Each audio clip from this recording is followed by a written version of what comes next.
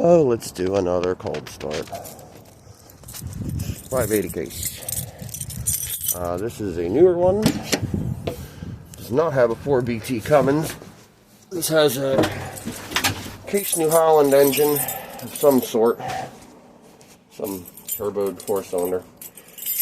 Believe this one needs common rail injection. Definitely has glow plugs or something of the sort. So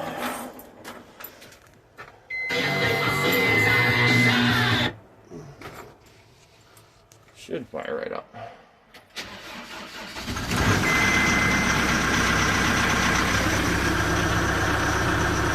There she goes.